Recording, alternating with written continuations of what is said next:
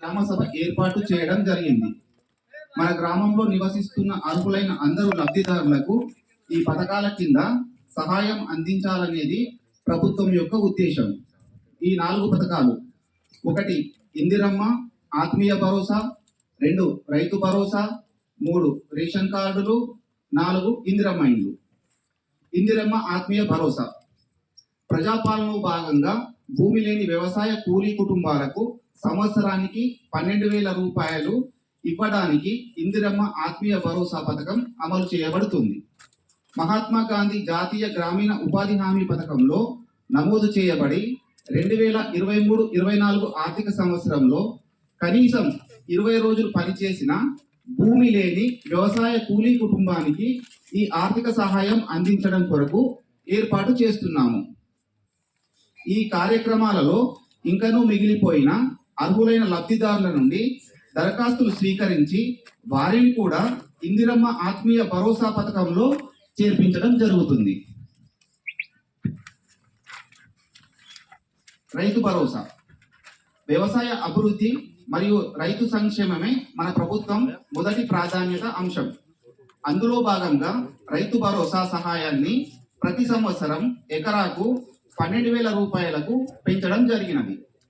వ్యవసాయ యోగ్యమైన అన్ని భూములకు ఈ సహాయాన్ని ఈ నెల 26వ తేదీ నుండి అందించడానికి నిర్ణయించబడినది.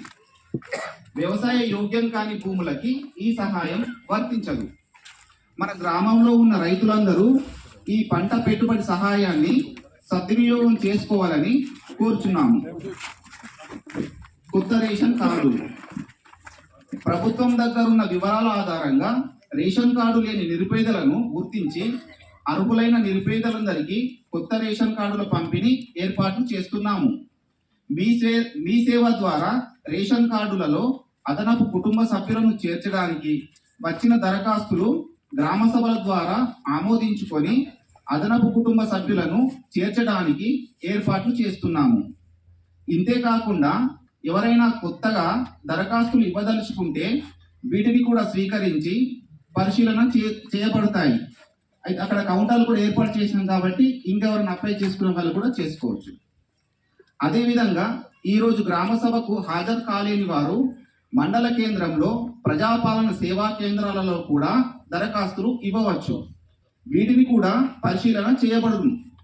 పరిశీలన పూర్తయిన తర్వాత అర్హులందరికీ రేషన్ కార్డులు జారీ చేయబడతాయి.